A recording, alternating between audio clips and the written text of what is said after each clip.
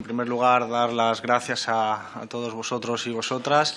Gracias por facilitar que se pudiera celebrar esta comparecencia. Yo creo que es una oportunidad.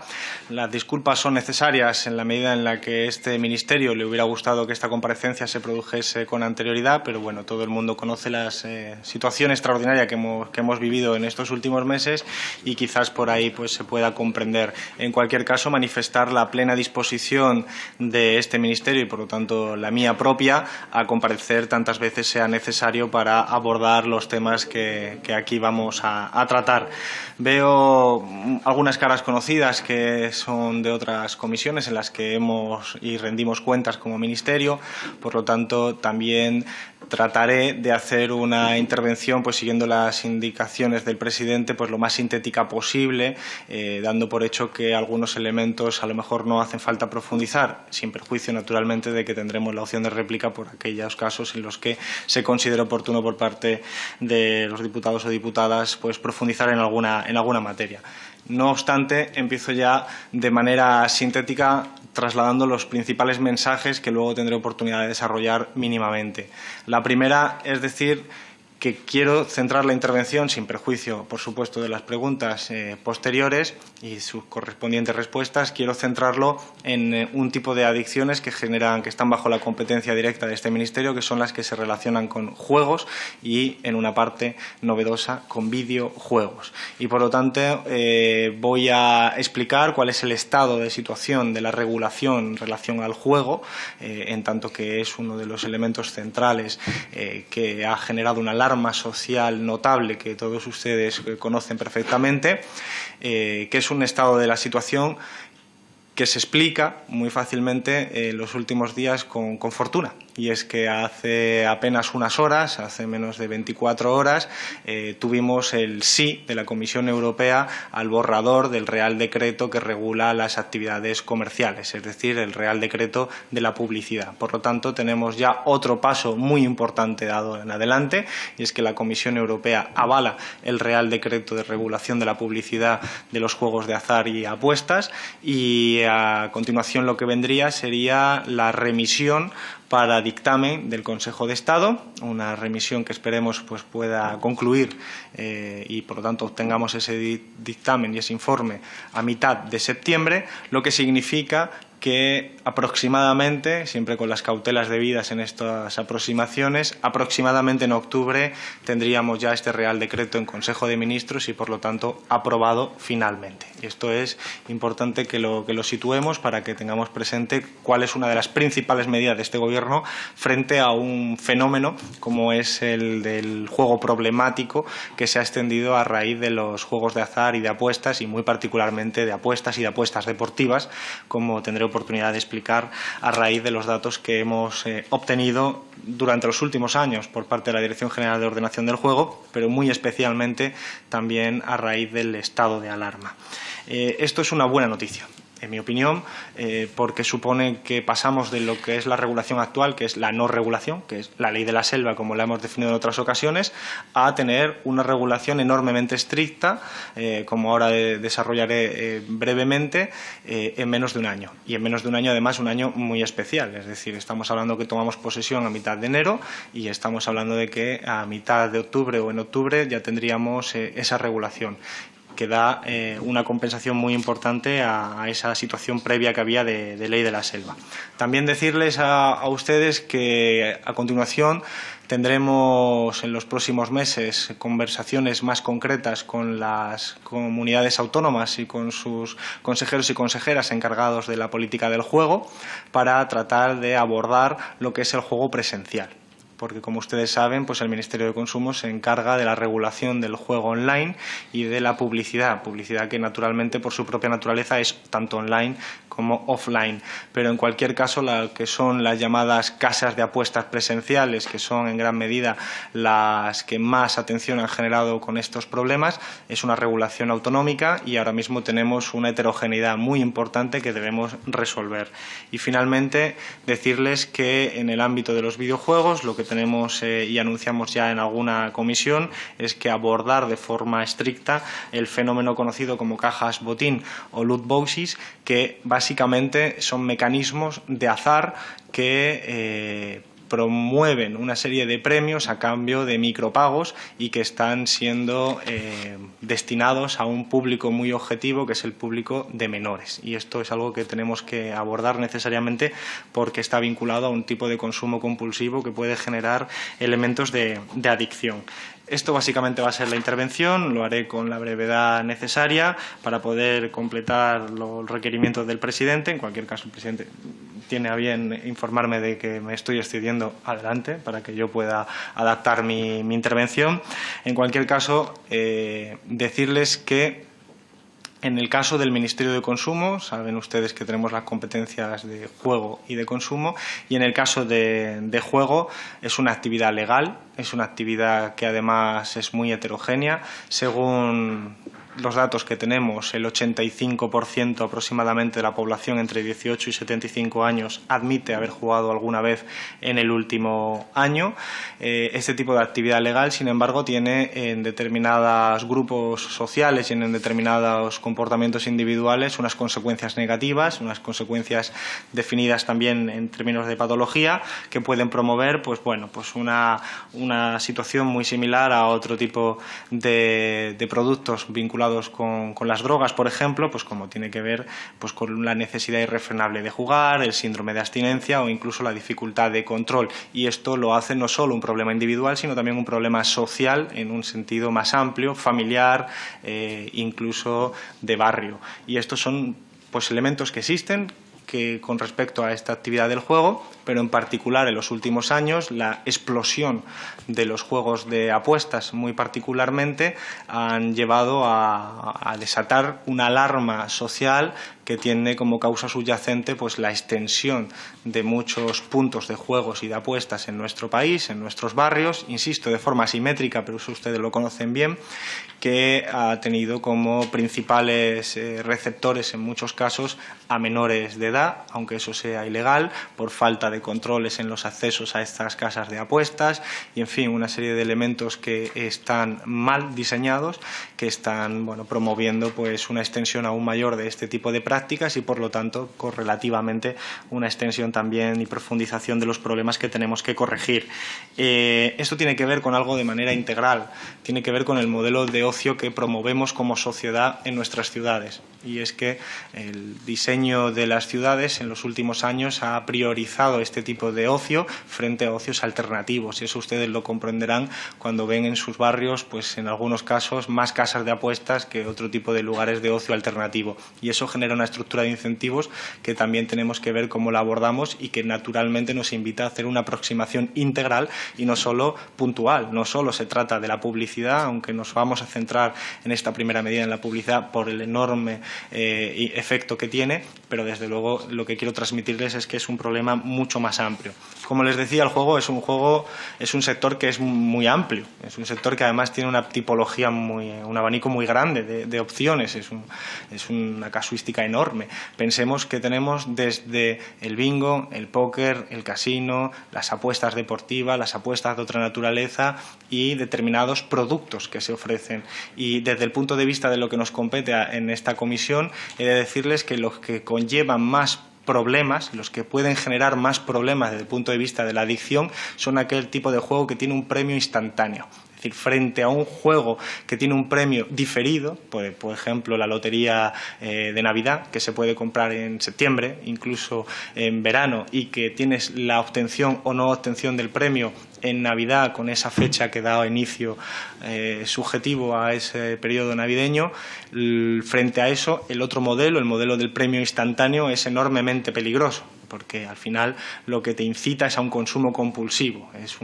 Tú compras el producto y obtienes inmediatamente las respuestas de si has acertado o no has acertado, y eso te invita a un uso compulsivo que no sucede en otro tipo de productos. Por lo tanto, aquellos que son de consumo inmediato son aquellos sobre los que recaen mayor probabilidad de desarrollar problemas de trastorno del juego, de juego problemático. Eso no significa que la persona que tiene esos problemas no juegue a los juegos diferidos. De hecho, la persona que tiene problemas juega a esos juegos diferidos también. Pero la forma de adquirir esos problemas habitualmente se produce de primera instancia por ese juego compulsivo al que te invita la propia naturaleza del premio. En nuestro país, por poner algunos datos que van a servir para visualizar la magnitud del problema, por ejemplo, la encuesta en Studes de 2018-2019 plantea que en nuestro país un 10% de estudiantes de entre 14 y 18 años, por lo tanto menores de edad, un 10% de estudiantes apuestan con dinero en el ámbito online y más de un 22% en el ámbito, digamos, de las apuestas presenciales. Esto es una encuesta de una institución pública y, por lo tanto, refleja la magnitud de algo que no debería estar ocurriendo. Estos porcentajes deberían ser del 0% y, por lo tanto, tenemos ahí un problema claro. Hay muchos estudios que se están haciendo al respecto de esta cuestión. Basta hacer una aproximación, por ejemplo, por uno del Reino Unido, que nos aporta unos datos pues, en la línea de los que se están conociendo a nivel internacional, plantear en relación a la publicidad lo siguiente: el 46% de los jóvenes y el 71% de los adultos fueron capaces, sin previo aviso, de nombrar al menos una marca de apuestas. Esto nos da una sensación de que, efectivamente, el incremento espectacular de la publicidad en los últimos años a nivel mundial, en España en el último año ha sido de 300 millones de euros de incremento de publicidad, hasta los 300 millones de euros. Son cantidades enormes que se destinan a soportes publicitarios muy variados, sociedad de la información, televisión, radio, etcétera, y que hacen que al final pues, se produzcan cifras como las que estoy refiriendo del Reino Unido, de que un porcentaje muy importante de la población, incluyendo menores, saben detectar perfectamente cuáles son las marcas de apuestas. Por lo tanto, la penetración de esa publicidad es, desde el punto de vista comercial, muy exitosa y eso, naturalmente, incrementa las probabilidades de juego problemático en el medio plazo. Los niños tienen un recuerdo significativamente mayor en este estudio que las niñas, por lo tanto estamos hablando de un sector también masculinizado. Esto tiene mucho que ver con las apuestas deportivas y con el sector de este tipo de producto, y podríamos continuar con una serie de datos, pero no les quiero abrumar, en la misma dirección. Es decir, la magnitud del problema es enorme. La alarma social, por lo tanto, en la que ustedes han podido ver, seguramente no solo en sus barrios, sino también en reportajes periodísticos, está fundamentada. No son casos excepcionales y, por lo tanto, necesitamos abordar esto, porque se ha producido una normalización de los juegos de apuestas y una vinculación estrecha sobre este tipo de juego y un deporte como puede ser el fútbol, que es el que mayoritariamente absorbe todo este tipo de cuestiones. Por lo tanto, nosotros, para abordar esto, teníamos claro que el primer elemento era el ámbito de la publicidad. Pero, sin duda, vuelvo a subrayarles, desde el punto de vista cuantitativo, la laguna más grande está en el ámbito de las casas presenciales. Por eso nosotros convocaremos para el siguiente semestre un Consejo de Políticas de Juego, que es el equivalente a las comisiones sectoriales que existen en otros ministerios, para coordinarnos, como les decía al principio, con las comunidades autónomas y poner en marcha un enfoque integral, porque hay una preocupación creciente en las comunidades autónomas. El despliegue hasta la llegada de la pandemia de las casas de apuestas territorialmente ha sido espectacular. Ha habido algunas modificaciones normativas para regularlo en algunas comunidades autónomas, pero en general tenemos una asimetría muy importante porque es una competencia autonómica y, por lo tanto, nuestro objetivo es también impulsar criterios comunes o, en definitiva, coordinar una respuesta ante este fenómeno.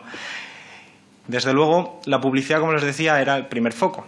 Y ese foco que vincula publicidad con consumo y que ese consumo se produce como consecuencia un juego problemático o trastorno del juego, se tenía que abordar necesariamente porque, como les he dicho y hemos planteado en anteriores comparecencias, en este momento en nuestro país se puede emitir cualquier tipo de mensaje prácticamente en cualquier tipo de soporte publicitario. Hablamos de sociedad de la información, es decir, Internet, hablamos de televisión, hablamos de radio, hablamos de cualquier soporte publicitario, cualquier tipo de mensaje. Y, por lo tanto, pues eso es lo que hemos considerado, insisto, como la ley de la selva. En los primeros 30 días elaboramos con urgencia un borrador sobre la base de borradores previos que se habían trabajado en gobiernos anteriores.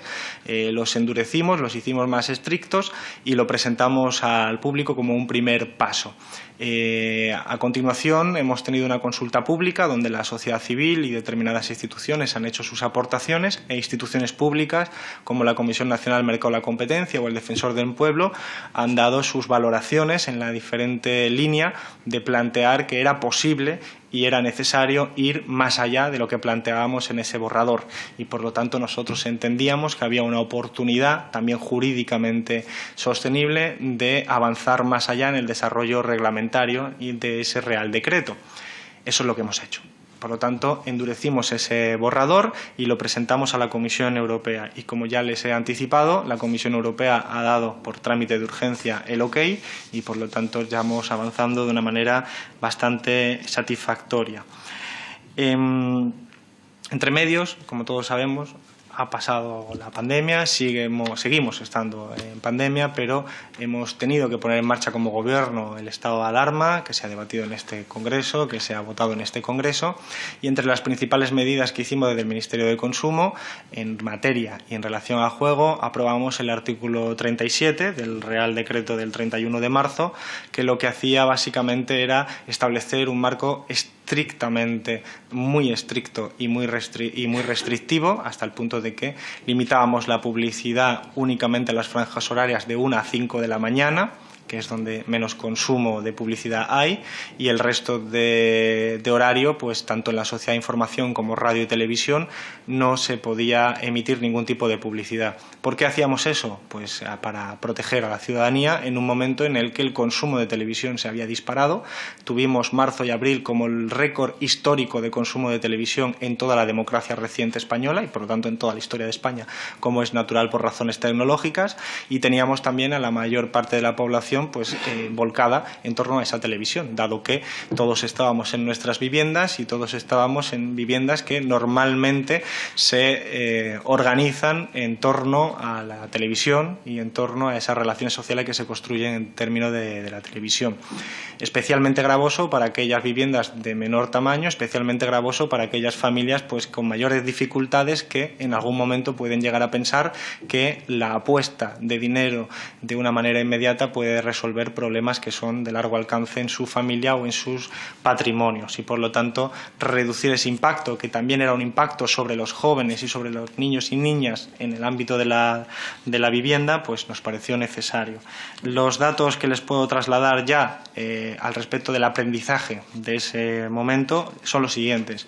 El número de jugadores nuevos en las 3 primeras semanas de confinamiento, es decir, en el momento en el que se produce, se repliega la vivienda por necesidad de medidas sanitaria, crece el consumo de juego un 58% con respecto a la misma semana del año anterior.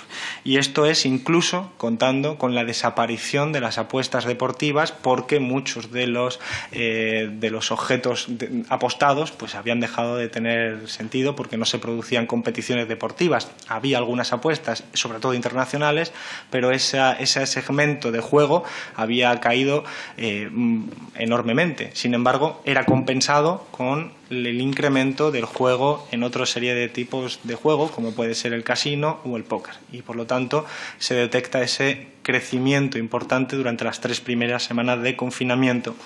En las semanas posteriores, sin embargo, a la entrada en vigor del estado de alarma y particularmente las 3 semanas siguientes de la restricción de la publicidad hecha a cabo por el Gobierno, el número de jugadores nuevo cayó un 32%. Es decir, la prohibición de la publicidad y una medida adicional que iba pareja, que era la prohibición de bonos de bienvenida. Los bonos de bienvenida suelen ser ofertas, para aquellos que no están familiarizados con este sector, suelen ser ofertas muy atractivas para aquellos jugadores que todavía no se han incorporado y que les seduce la idea de recibir 300, 500 euros para jugar por primera vez. Son bonos de bienvenida que en el fondo pues son una especie de atracción muy interesante que, lógicamente, su correlato de la publicidad es espectacular. 500 euros para jugar por primera vez, ¿no? Es obvio que es un impacto psicológico importante. En definitiva, las medidas estrictas de publicidad que pusimos en marcha durante el estado de alarma permitieron controlar y reducir de forma significativa el número de nuevos jugadores y, por lo tanto, se demostró una relación aparentemente bastante clara entre la publicidad y el consumo del juego, y que, como decía, pues puede conllevar a un juego problemático o trastorno del juego. Ha supuesto un alivio en familias y en jugadores, especialmente en aquellos que ya tienen juego problemático, el no tener un impacto permanente de una publicidad que les incita a participar y a seguir invirtiendo, gastando el dinero, y por lo tanto nosotros entendíamos que de esas enseñanzas había que sacar un reforzamiento del borrador del Real Decreto en la línea de lo que habíamos aprendido durante el estado de alarma.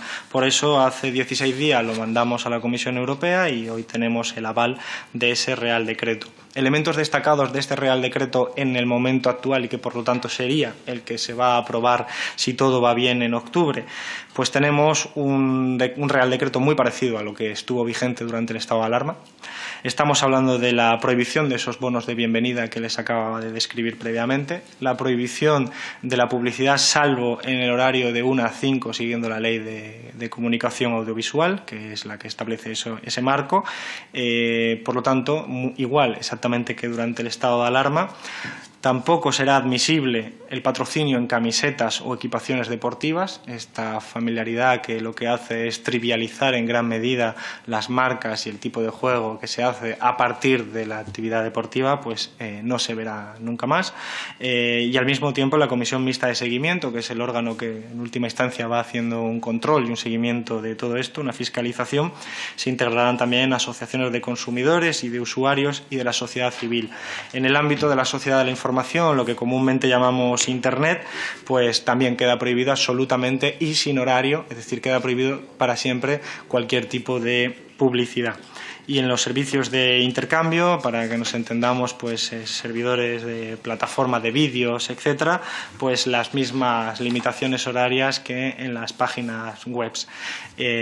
También tendremos en las redes sociales la prohibición absoluta, salvo en aquellos mensajes que pongan los operadores en sus propias cuentas, porque nosotros no interferimos en eso, pero no se puede hacer publicidad en redes sociales. Lo mismo se ocurre en los medios presenciales y en última instancia, para resumir, vamos a un formato en el que prácticamente solo se podrá hacer la publicidad de 1 a 5 de la mañana. Hay dos excepciones, que son las que establece la ley, que son las del juego reservado para loterías y para la ONCE, y que, sin embargo, pues el tipo de mensaje que pueden promover está muy acotado, porque hemos retirado todas las menciones que tengan que ver con una incitación a un consumo compulsivo. Es decir, todo tipo de mensajes que digan: con esto pagarás tu hipoteca, con esto te vas a hacer millonario, con esto vas a salir de los problemas de tu vida. Todo eso queda fuera, queda prohibido, para que el tipo de publicidad permitida también a Celaya 11 sea lo más, permítanme la expresión, lo más gris posible, para no incitar a ese tipo de consumo que lleva a adicción. Creo que con esto avanzamos de manera enorme. Sin embargo, como les planteaba anteriormente, tenemos que pensarlo integralmente. Ustedes están en una comisión que van a tratar otro tipo de adicciones y saben perfectamente que la vinculación publicidad-consumo existe, pero no la agota. Y, por lo tanto, es obvio que, además de la publicidad, tenemos que abordar lo que decía del ocio alternativo y lo que decía de la prevención de información. Por eso nosotros queremos mejorar la materia prima para hacer las políticas públicas, la información que tiene el Gobierno, informes más exhaustivos, un conocimiento más exacto de los canales por los que se promueve este tipo de consumo compulsivo y de trastorno de juego o juego problemático, y, sobre todo, para conocer bien dónde están los problemas reales con mayor rigor y con mayor capacidad. Eso significa hacer campañas de información, campañas de prevención y, naturalmente, esos informes y esos documentos necesarios.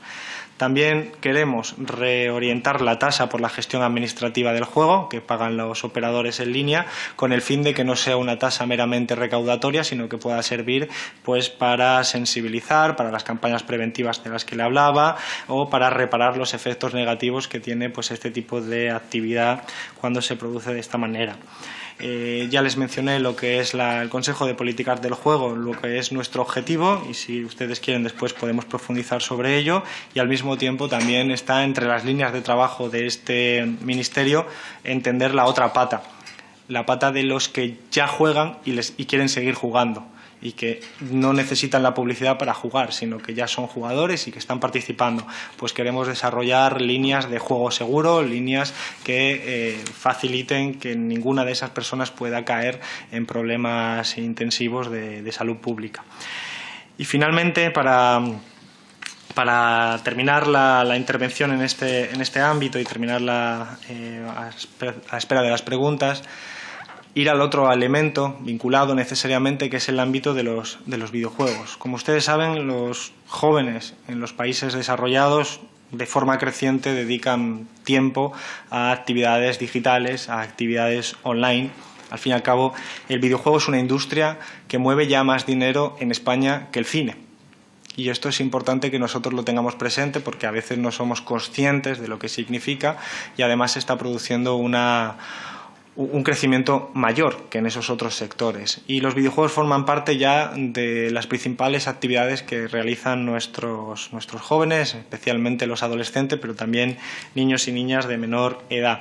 Y lo que era un sector que se jugaba a partir de los ordenadores personales o de las consolas, hoy en día tiene un desplazamiento cada vez mayor hacia lo que son los dispositivos móviles, incluyendo los smartphones o los móviles o tabletas. Y por lo tanto, pues tenemos un cambio en la naturaleza de este tipo de consumo. Y para que nos hagamos una idea, una encuesta reciente en Finlandia, que básicamente representa los mismos parámetros que en el resto de países desarrollados, estableció que el 52% de los jóvenes menores de 20 años jugaba diariamente a videojuegos, de los cuales el 90% lo hacía a través del móvil. Y esto es un crecimiento espectacular en la última década. Estamos hablando, pues, que lógicamente con el cambio tecnológico que todos tenemos a nuestro alrededor, los smartphones, etcétera, el tipo de consumo de videojuegos es distinto al que yo hacía cuando era adolescente, que se hacía por otros mecanismos y básicamente offline. Ahora es online y ahora tiene unos componentes que ya los científicos y en particular aquellos vinculados a los problemas de adicción están viendo con enorme preocupación. Hay que tener en cuenta que no debemos caer en la criminalización del videojuego en absoluto, y lo dice un jugador de videojuegos, sino que tenemos que entender que los videojuegos tienen tanto un componente positivo y educativo. Hay videojuegos que directamente están realizados para educar y que muchas veces se utiliza por los profesionales para mejorar determinados comportamientos de salud en gente que tiene determinadas patologías, o a veces son educación que se promueve de manera indirecta, porque la naturaleza del videojuego, por ejemplo, la saga Civilization es una saga de estrategia que permite al jugador, mientras se entretiene, aprender cómo funciona el desarrollo tecnológico y cómo funcionan determinadas características. Pero al mismo tiempo que esto sucede, hay otro tipo de videojuegos que sí pueden, y de hecho generan, y ya lo están viendo los especialistas, determinadas adicciones importantes que promueven comportamientos compulsivos y adictivos.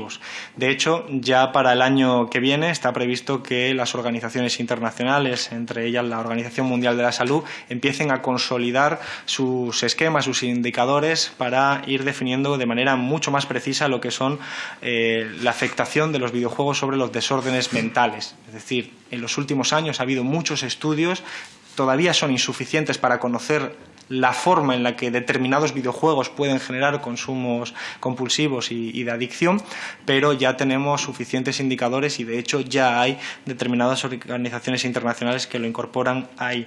Hablamos, por ejemplo, de algún tipo de videojuego, en particular aquellos que son los juegos de rol multiplataforma, multijugador y online.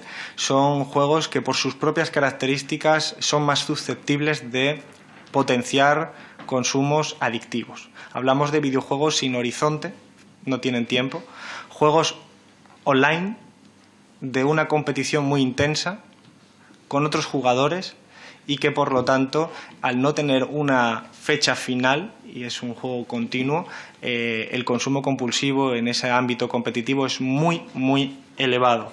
Los estudios científicos plantean que, sin embargo, hay predictores de este tipo de problemas psicológicos en algunos casos, de adicción en otros, que se dan con respecto a determinados perfiles socioeconómicos. Por ejemplo, el hecho de ser varón es un mejor predictor. El hecho de tener una preferencia por la socialización online es un mejor predictor, la ausencia de una autorregulación respecto al tiempo. He de recordarles que aproximadamente el consumo medio de un adolescente de videojuegos, el consumo es de unas 3 horas al día, y también la preferencia por determinado tipo de videojuegos como los que acabo de describir, que pueden generar determinado tipo de consumo compulsivo, como les estaba insistiendo. Y hoy en día somos conscientes de que el uso de estas transformaciones tecnológicas están afectando al día a día, a los niños, a los adolescentes. Se recomienda de forma natural, me refiero de forma, digamos, más o menos consensuada, un máximo de 2 horas al día para el consumo de lo digital, de la televisión, pero complementado pues con la socialización física real, con actividades deportivas, etcétera, para menores especialmente. Pero es obvio que el hecho de que hayan proliferado pues otro tipo de pantallas, otro tipo de dispositivos electrónicos, pues hace necesario que atendamos de forma integral a este fenómeno. Y tenemos que ser conscientes, por lo tanto, de que es aquí donde se inserta un elemento sobre el que este Gobierno tiene la intención de regular de forma directa y que ya se está haciendo en otros países, que son lo que había citado antes como la loot boxes, que son cajas botín, son premios que se dan especialmente en el tipo de juego que más promueve el consumo compulsivo, que son, para que nos entendamos bien y si no están ustedes familiarizados con este tipo de juegos, unos premios que se le da a la persona que está jugando a cambio de unos micropagos.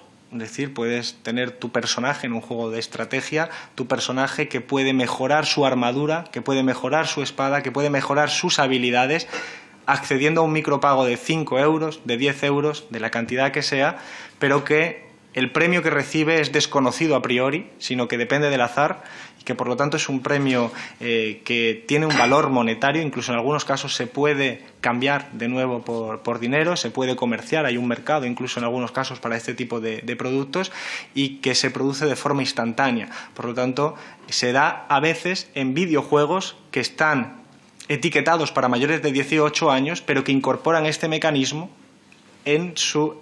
para mayores de 18 años. Se da en juegos que están para todos los públicos, pero que incorporan este mecanismo como un procedimiento habitual para mejorar los personajes o los equipos de fútbol. Depende del videojuego, esto está en extensión porque es una fuente de ingresos espectacular y cada vez mayor para los propios desarrolladores.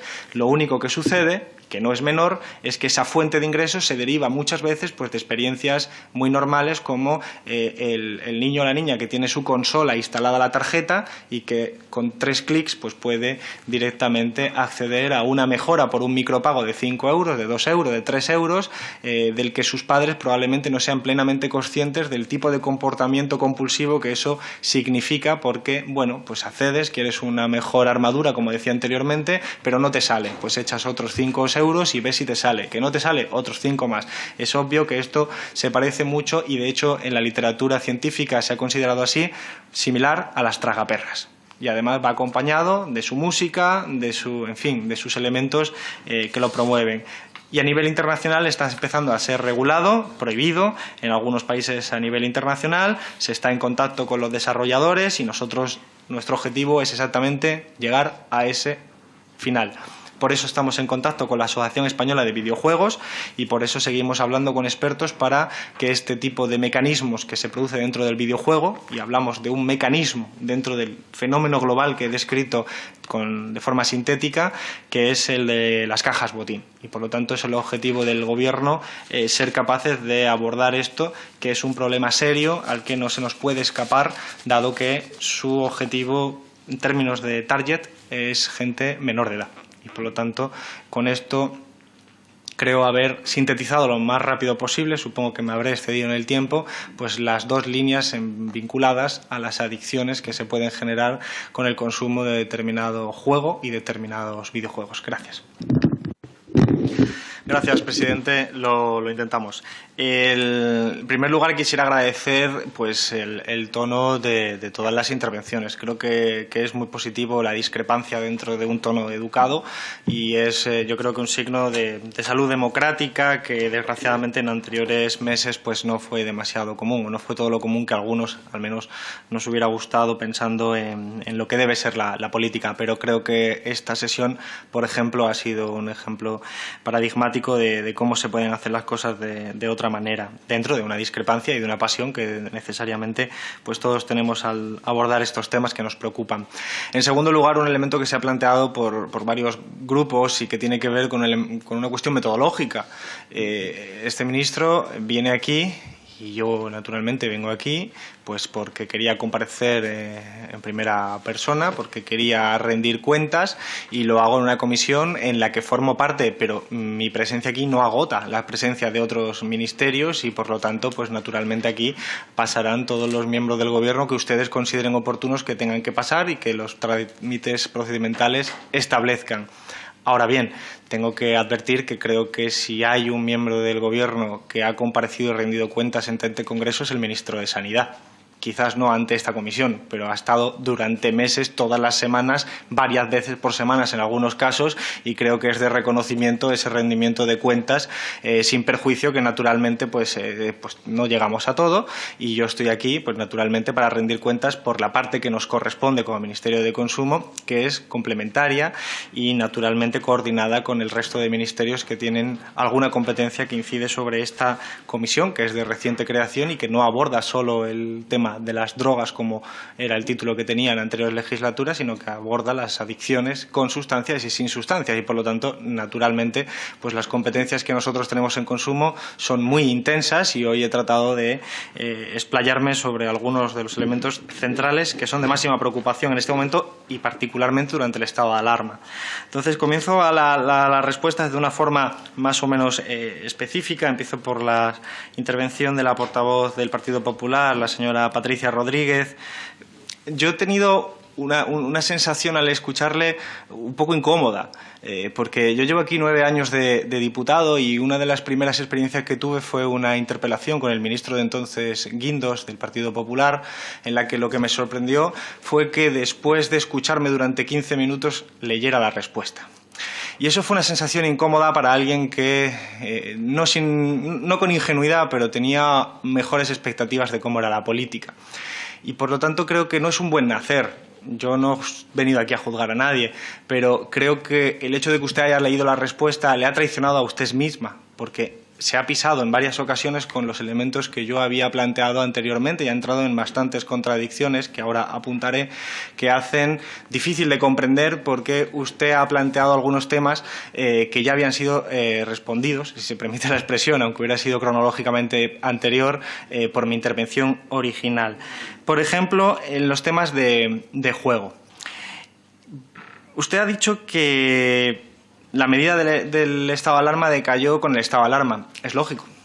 Es lógico porque es una medida extraordinaria del estado de alarma, por eso se aplicó, de hecho, a través de un Real Decreto Ley, porque era extraordinaria y no era un Real Decreto, ni siquiera una ley, sino un Real Decreto Ley, y según se fue agotando el estado de alarma, es decir, según se inició la desescalada, pues se fueron levantando esos elementos, igual que otra serie de medidas sanitarias, económicas, que tenían una fecha de caducidad en virtud de una desescalada que se fue pactando aquí en el Congreso. Y fue una medida extraordinaria porque ya le he explicado cuál era el fundamento de que teníamos que hacerla y ponerla en marcha, porque entendíamos que el confinamiento, muy especialmente la construcción de las relaciones sociales en torno a la televisión en sus máximos históricos, hacía muy vulnerable a gente que ya era previamente vulnerable a la publicidad de los juegos de azar y de apuestas. Usted ha dicho también, usted ha mencionado una frase que yo vengo escuchando muchas veces desde que lo expliqué en una intervención durante el estado de alarma, que está no solo descontextualizada, sino que yo la he visto en determinados medios de comunicación, aunque creo que soy muy generoso llamándoles de esa manera, en la que supuestamente yo dije que la prohibición se hacía precisamente porque las apuestas estaban cayendo. Yo ya he explicado en mi intervención lo que pasó. En las 3 primeras semanas subió el consumo de juegos de azar y de apuestas, a pesar de que no había apuestas deportivas o no tenían la intensidad de antes, porque había un desplazamiento de ese tipo de juegos hacia otro tipo de juegos y el consumo de ese global era creciente.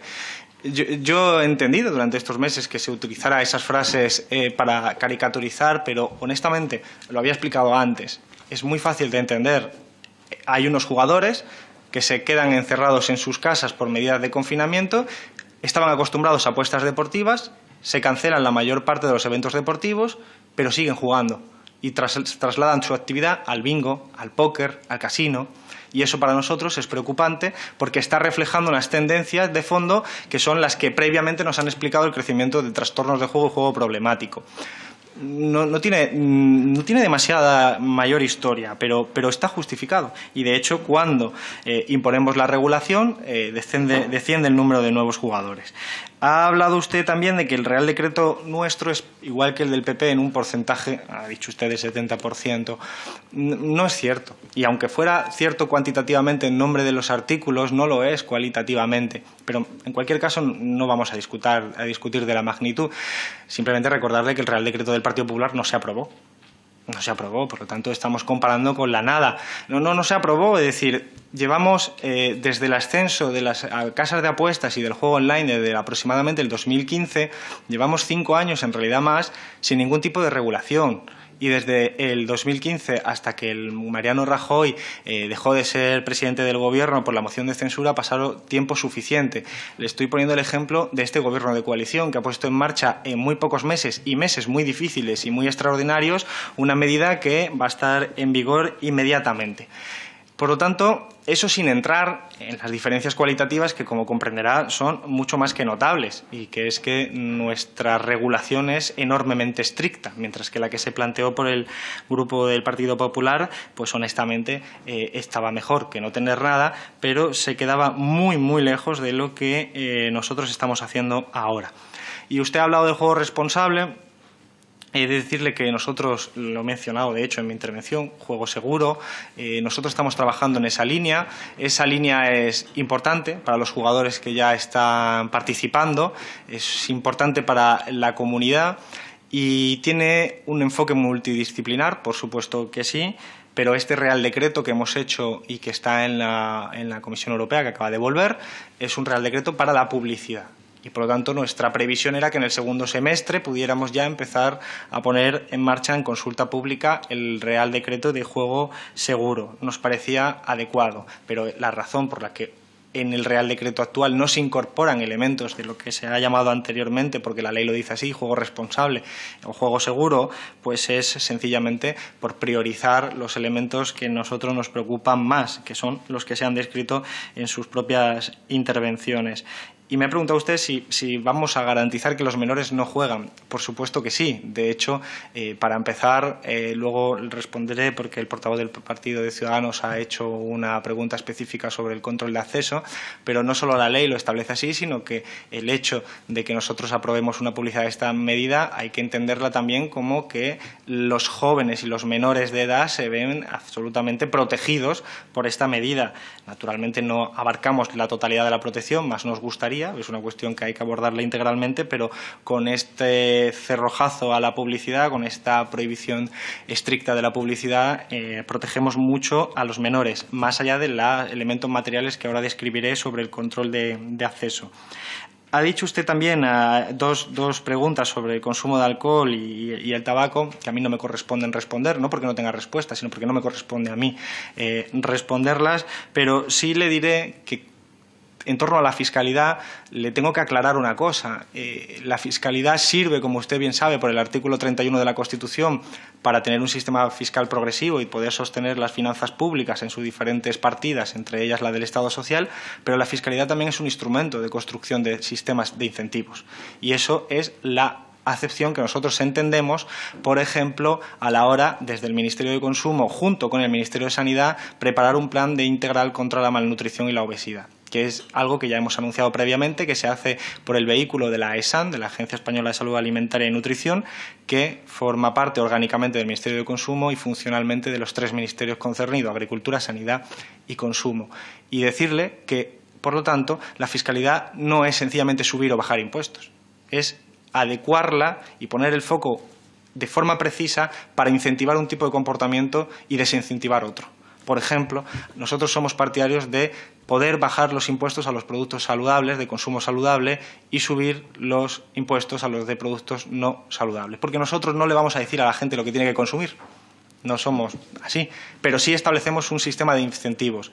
Entiendo que cuando eso suceda, pues habrá quien no esté de acuerdo porque diga, se están bajando los impuestos o se están subiendo. Realmente es mucho más complejo y es mucho más preciso, y yo creo que desde el punto de vista de las políticas públicas es mucho más adecuado. Por lo tanto, una pregunta que usted hacía, que de hecho creía que no, pues creía erróneamente. De hecho, nosotros ya lo hemos anunciado previamente, que dentro de un plan integral contra la malnutrición y la obesidad, que por cierto es un elemento profundamente de clase, los niveles de malnutrición y de obesidad son el doble entre las familias con menos recursos que las familias con más recursos, y son el doble entre las familias con menos cualificación formal que las familias cualificadas. La forma de abordarlo es integral. Es publicidad, es campañas de prevención, es campañas de información, es fiscalidad y es asumir que hay muchas cosas como la información y el plan del Nutri-Score que hemos anunciado en anteriores ocasiones. Ha preguntado también, ha hecho una consideración sobre las preguntas por escrito. Yo no sé exactamente a cuáles se refiere. Lo que sí le puedo decir es que nuestro Ministerio ha respondido todas y no tiene ninguna que le haya superado el plazo. Y sobre el uso terapéutico del cannabis, que también ha preguntado la portavoz del Grupo Republicano, decirles que nosotros no nos corresponde responder en este momento. Conocen la posición del grupo al que yo pertenezco, Unidas Podemos. Hay otras posiciones encima de la mesa, pero esto es un debate que está todavía por elaborar y que el propio ministro de Sanidad, que es a quien le corresponde hacer la valoración efectiva, lo está estudiando. Y lo está estudiando naturalmente pues ahora mismo pues en un contexto extraordinario, y será él el que tenga que dar la explicación pertinente, y que será una explicación consensuada no solo en el Gobierno de coalición, sino socialmente, porque esté regida por criterios científicos, que es el fundamento siempre con el que nosotros nos basamos.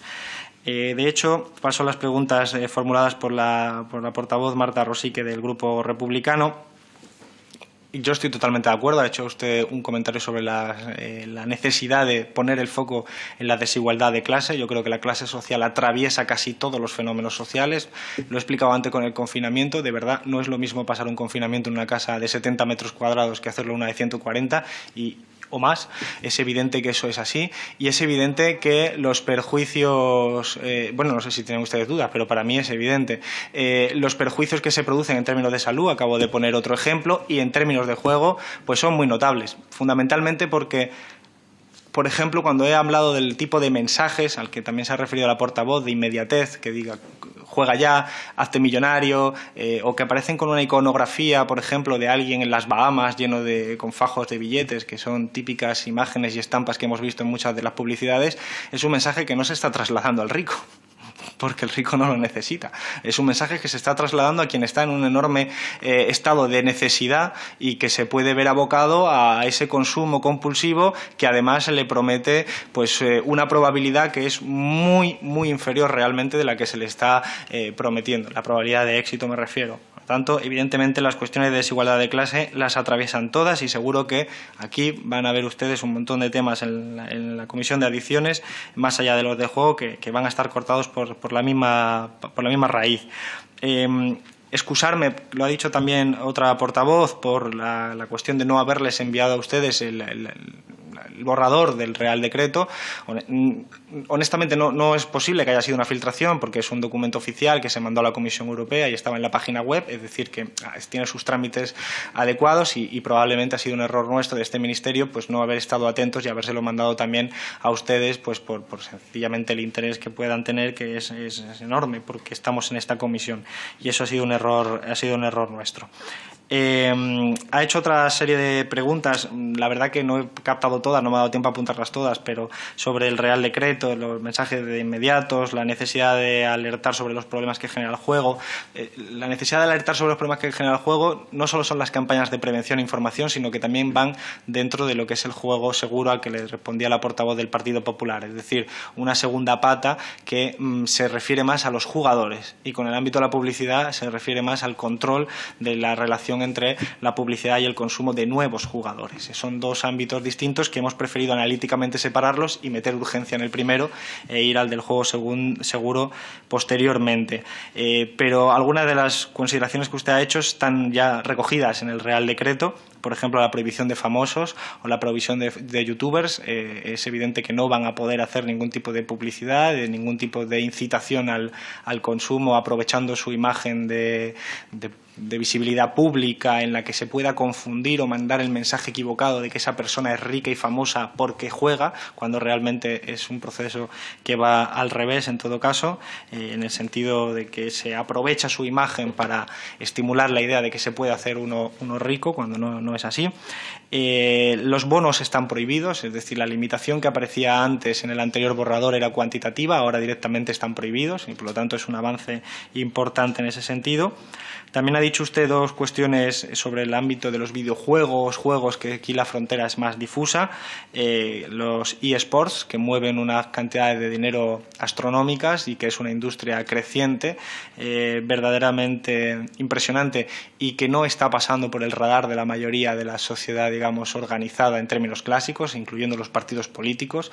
El último encuentro de DJ Sports en Madrid recogió a más de 3.500 personas y no tuvo una sola mención en prensa, pero son fenómenos que están sucediendo, son fenómenos que están explicando cambios culturales importantes en generaciones posteriores y que nos obligan como legisladores y como gobierno que también legisla a ser capaces de, primero, atender bien a ese fenómeno social y ver por dónde pueden estar determinados costes que siempre existen en los fenómenos. Y aquí, en el ámbito de los videojuegos, pues he hecho una intervención al principio, entiendo que sintética y breve, pero que intentaba recoger muchos de esos elementos que están ahí y que son alertas, que suenan y que nosotros debemos estar atentos. Hay un salto generacional y hay un salto generacional muy importante que a veces se da, y esto lo decía el portavoz del Grupo Socialista, entre los propios padres y madres y sus hijos e hijas. Muchos de los padres y madres no saben exactamente qué tipo de mecanismos y de juegos y de productos se están poniendo a disposición de los menores de edad, y muchas veces ni siquiera las empresas que comercializan, ni muchas veces los legisladores, porque hay un salto generacional. Muchas veces se explica por eso, no se explica por maldades, no se explica por ineficiencias, se explica pues porque hay un salto generacional y una falta de atención a un sector que para mucha gente, perdonadme la expresión, es una cosa de frikis. Y a mí me encantan los videojuegos y me autoconsidero un friki en ese aspecto, ¿no? Incluso en mis tiempos de más joven era desarrollador de videojuegos amateur. Entonces, sin embargo, la realidad es mucho más compleja y, como les he dicho antes, con una cifra que yo creo que es suficiente para darnos cuenta de la magnitud, hablamos de un sector industrial que ya mueve más dinero y una cifra de negocio superior al cine, y que además en ascenso en España, y que mueve, es una industria con su cadena de valor, no solo de hardware, sino también de software, muy importante, pero que tiene unos riesgos. Y que esos riesgos, que también acompañan a muchos beneficios, pues esto la legislación tiene que atenderlos, y nosotros creemos que hay que estar muy atentos a lo que decía la portavoz Marta Rosique sobre los eSports o otros componentes como la loot boxes o otra serie de fenómenos que explicaba adecuadamente, que son, bueno, mercados económicos, financieros, microtransacciones que operan en uno y otro sentido, que a veces son premios en especie, a veces son premios no especie, pero que al final no hay legislación y se puede hacer prácticamente todo. Y hay un salto que debemos cubrir. Y creo, honestamente, que esta es la comisión, porque se trata de fenómenos que tienen el riesgo de provocar adicciones sin sustancia importantes en sectores vulnerables. Porque además está demostrado que este tipo de videojuegos, especialmente los videojuegos que tienen un consumo o que incitan a un consumo más compulsivo, se hacen especialmente entre la gente adolescente. Cuando se crece, y eso hay una correlación en edad, cuando se va aumentando la edad se juega menos y por lo tanto, digamos, el target oficial y en target económico está situado en el sector más vulnerable de la sociedad. La portavoz del Partido Nacionalista Vasco, del Grupo Vasco, María Isabel Vaquero, hacía otra consideración sobre las competencias. Nosotros todo lo que vamos a hacer es con arreglo al sistema constitucional del 78. Y, naturalmente, nosotros tenemos que ser capaces de coordinarnos. Y coordinarnos no es suplantar las funciones de nadie, ni mucho menos. Lo que sí es claro es que necesitamos ser capaces de homogeneizar, siempre de manera voluntaria, las directrices, los criterios con los que abordamos fenómenos complejos, que son, como usted decía, multidisciplinares, que necesitan un abordaje integral y que no podemos dejar que no lo hagamos coordinadamente, porque entonces vamos a lo que el portavoz, el señor Biondi del Grupo Socialista, ha explicado muy bien con el registro de interdicciones, es decir, con herramientas que deben servir a la Administración pública para controlar el fenómeno y que finalmente no se utilizan así, pues porque no hay a veces ni siquiera voluntad de sentarse a coordinarse. Entonces nosotros tenemos esa voluntad y estamos convencidos de que dentro de nuestro sistema constitucional se puede poner en marcha una coordinación exitosa. Lo hemos conseguido en estos meses que hemos tenido en otros ámbitos del consumo, de las sanciones, de herramientas que pertenecen a la competencia autonómica y que hemos podido coordinar perfectamente con el concurso de todas las comunidades autónomas y además independientemente de su color político. Entonces, digamos que partimos de una experiencia de éxito en este ministerio, cosa que es difícil en estos tiempos, pero la verdad hemos dispuesto de ahí y esperamos encontrar ese mismo clima para las cuestiones de juego. Naturalmente, no es solo una coordinación entre las diferentes administraciones públicas, sino también entre los propios ministerios. Como usted decía, es multidisciplinar. Ha hablado usted de educación, ha hablado de sanidad. Claro, es que efectivamente hay que hacer un abordaje integral de esa manera, porque, como les decía, a veces ahí fuera se entiende que el problema de las casas de apuesta es solo la publicidad que se ve en la televisión, y eso no es cierto. Como ustedes saben, hay varias experiencias internacionales, quizás también la propia de España, en la que una prohibición total de la publicidad, por ejemplo en el tabaco, no necesariamente va correlacionada con un descenso del consumo. Hay muchos otros factores, muchas otras variables que afectan de diferentes ámbitos y dimensiones, y eso necesita abordarse desde las cuestiones de urbanismo, que son competencias municipales, con autonómicas, que tienen que ver con el diseño de ciudad. La portavoz del Grupo de Unidas Podemos explicaba un caso específico, pero hay muchos más que tienen que ver con eso que decíamos del diseño de las ciudades. Tenemos que abordar eso, y eso es un problema de país, porque eso no se va a abordar de ahora a mañana. Eso es un problema que tiene que ver qué tipo de ocio les estamos invitando a disfrutar a los jóvenes de 15 a 19 años o a 20 años, me da igual el rango de edad. ¿Qué tipo de ocio? ¿Es el del centro comercial y las casas de apuestas, o somos partidarios de abrir el abanico más y construir alternativas? Esto es un problema social, y esto es un problema de varias administraciones públicas, es un problema de varios ámbitos, y eso es lo que estamos tratando de trasladar diciendo: este Real Decreto de Publicidad, a nuestro juicio, es muy bueno, da un salto enorme, no había nada antes, pero, ojo, no es la panacea. Los problemas de políticas públicas ojalá se resolvieran tan rápidos. Por eso estoy de acuerdo con la consideración de la portavoz del Partido Nacionalista Vasco sobre medir bien los efectos de las prohibiciones. Yo estoy totalmente de acuerdo. Y así lo hemos hecho, así hemos tratado de actuar, yo creo que con bastante responsabilidad. Al final, todas las políticas públicas deben estar basadas en indicadores lo más rigurosos posible y hacerles seguimientos. Y nosotros vemos cuáles son los riesgos de las posibles externalizaciones como consecuencia de ese tipo de prohibiciones, y los asumimos. Es decir, antes hablaba del juego ilegal, creo que alguien lo preguntaba, usted misma preguntaba, en el año 2019 hubo 399 actuaciones de la Dirección General contra el Juego Ilegal, y este año nosotros no tenemos constancia de que haya un aumento. Es un año difícil de comparar con el resto por múltiples razones, pero nosotros asumimos que nuestra política pública que estamos lanzando con este Real Decreto tiene posibles externalizaciones, pero creemos que son beneficiosas el saldo neto. Efectivamente, decía usted, poner coto a la publicidad es difícil. Preguntaba usted qué han hecho algunos de esos afectados. He de decirles que en el ámbito de la publicidad, como ya pasó con el tabaco, como ya pasó con otros temas, cuando se restringieron de forma importante, los principales afectados no son los operadores de juego.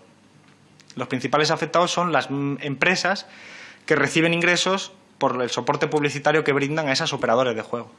Y entonces aquí hay medios de comunicación, fundamentalmente, y la Liga y los diferentes equipos de fútbol. Naturalmente, nosotros hemos hablado con todo el mundo. Nosotros hablamos con todo el mundo y nos han trasladado que no están de acuerdo. lógicamente.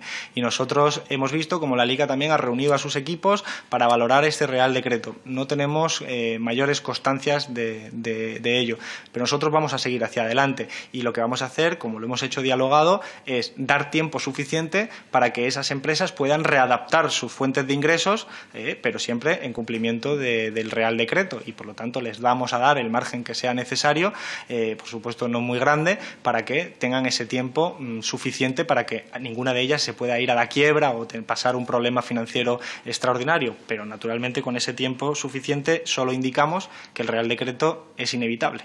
Y el Real Decreto se va a poner en marcha sí o sí, y aunque no les guste a determinados actores. Voy acelerando porque me indica el presidente que efectivamente estoy abusando del tiempo. Planteaba usted una cuestión sobre el juego inmediato de la ONCE, los famosos rasca.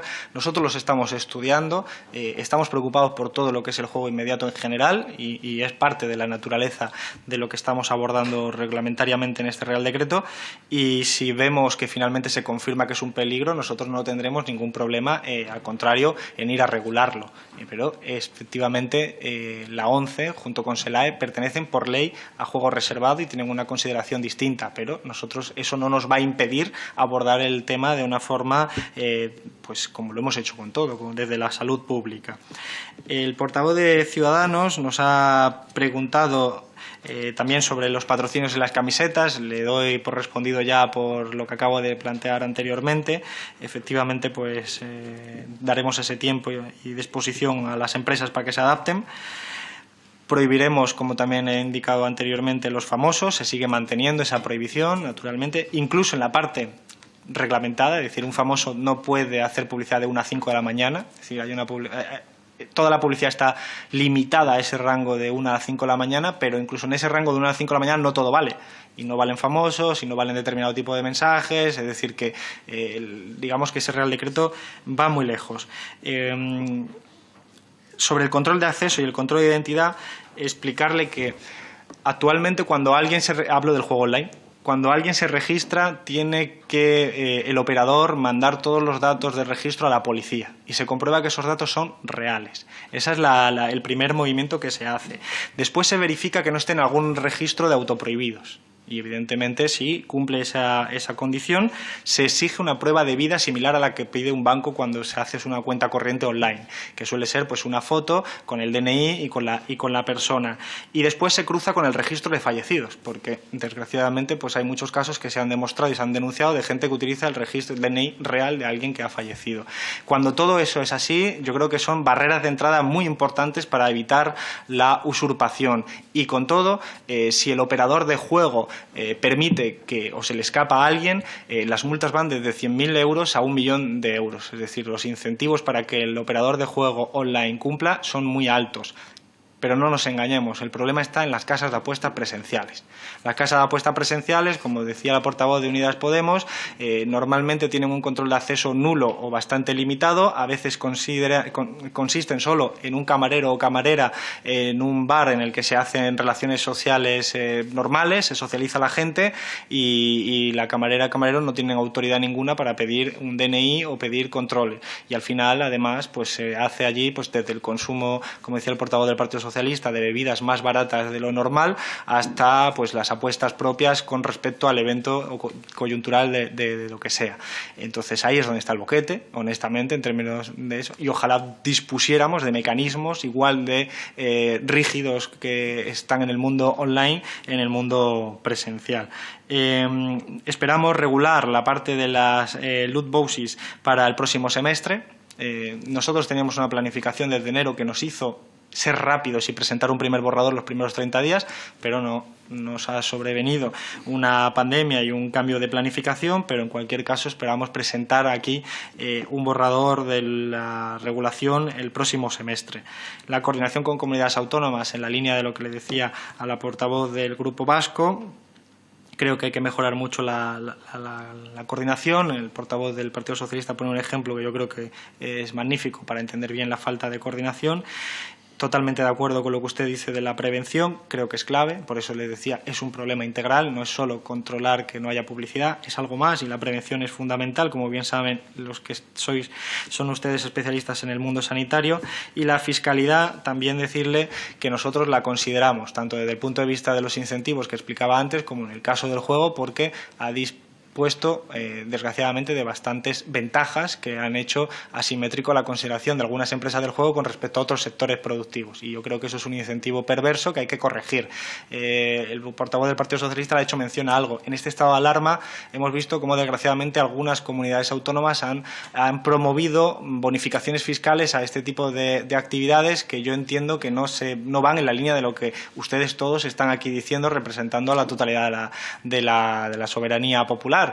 Pero esas comunidades autónomas, entre ellas Andalucía, pues han hecho bonificaciones fiscales a este tipo de empresas. Yo creo que esa no es la línea correcta, pues porque al final aquí lo que estamos hablando es de corregir problemas, no de incrementarlos.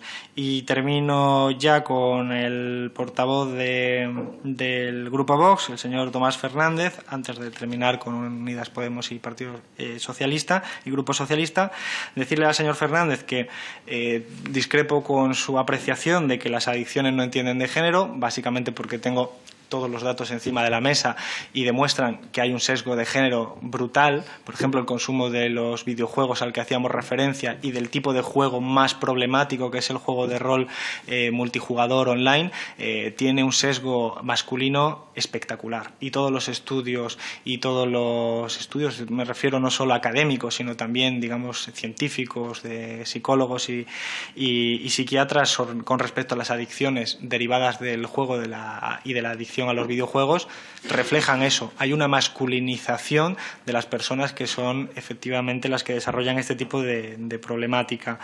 Y yo creo que no es un elemento estadístico coyuntural. Creo que refleja un problema estructural que tiene que ver, pues, por eso que nosotros hemos llamado una estructura cultural machista. Y eso está reflejado en los comportamientos culturales, pues, habituales, como jugar a un videojuego, pues ahí también se refleja. Usted ha dicho también algo de la política de prevención. Estamos de acuerdo.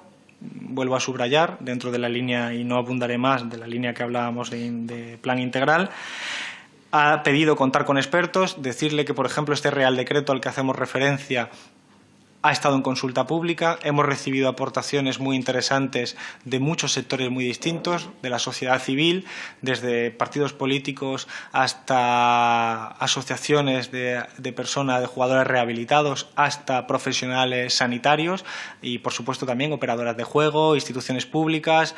Digamos que hemos tenido un diálogo bastante intenso, además acumulado ya por la Dirección General de Juego en años anteriores, que nos hace pensar que vamos bien y que no lo hacemos al arbitrio de ninguna, casualidad, sino que lo vamos construyendo sobre la causalidad. Vamos viendo qué es lo que hay que tocar y lo tocamos.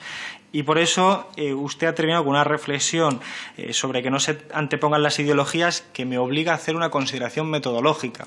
Yo creo que las políticas públicas adecuadas son aquellas que se construyen sobre la evidencia de experiencias comparativas con otros países, sobre la evidencia de los estudios que existen en cada caso, por ejemplo, en España, sobre el videojuego o el juego, pero siempre cualquier política pública está inspirada por principios y valores, siempre. Y a mí me inspiran unos principios y valores distintos a los que probablemente le inspiren a usted. Pero toda política pública no puede ser neutral. Es que, por definición, es una política pública inspirada, pues, por una serie de elementos y principios que algunos llamamos ideología. A mí me inspira la ecología, a mí me inspira el respeto a los derechos humanos, la protección del menor, a mí me inspira la tradición política republicana, a mí me inspira la tradición política del comunismo, que aquí nos acompaña, por ejemplo, en esta misma sala, y a usted le inspirarán otras cosas. Pero creo que es importante que entendamos que toda política pública tiene un sesgo ideológico, pero que eso no está mal, que eso está bien. Lo que hay que discutir es si esa política pública, además de tener ese sesgo, es una basura o sirve para el objetivo que tiene. Y yo creo que nosotros lo estamos construyendo con seriedad. Y eso es lo que nos atenemos, a los resultados. Y termino ya agradeciendo las reflexiones de la portavoz del Grupo de Unidas Podemos y las reflexiones del portavoz del Grupo Socialista. Creo que damos un salto muy grande, lo decía la portavoz del Grupo Unidas Podemos, con respecto a anteriores gobiernos. No había nada, insisto, de ley de la selva a esta regulación que estamos describiendo. Es un salto enorme. Insisto yo, con la prudencia que creo que debe caracterizarnos. No es la panacea, pero es un salto gigante. Es un salto que además la sociedad civil va a agradecer y que era necesario en nuestro país. Creo que lo hemos hecho bien, creo que hemos podido cometer errores seguramente porque somos seres humanos, pero creo que lo hemos hecho bien tanto en juego como también lo estamos haciendo bien en este gobierno de coalición. Y creo que este gobierno de coalición pues está haciendo un trabajo exquisito. También, de nuevo, como he dicho en otras ocasiones, es posible que hayamos cometido errores, es normal, es lo que suele suceder cuando se toman decisiones, que se puede arriesgar uno a tomar a equivocarse, pero yo estoy contentos por haber participado y seguir participando de esta experiencia y espero que, en virtud del diálogo con todos ustedes, pues podamos mejorar mucho más la aproximación a este tipo de adicciones. Termino asumiendo que ustedes también tienen interés en hablar de otro tipo de adicciones. Habrá lugar para ello, pero en este momento yo creo que esto que estamos haciendo hoy es un paso importante y manifestar nuestra disposición, mi disposición personal a aparecer aquí cuantas veces sea necesario. Gracias y perdón por la extensión. Muchas gracias, señor ministro. Y ya para finalizar, abrimos un turno de intervenciones de los grupos parlamentarios.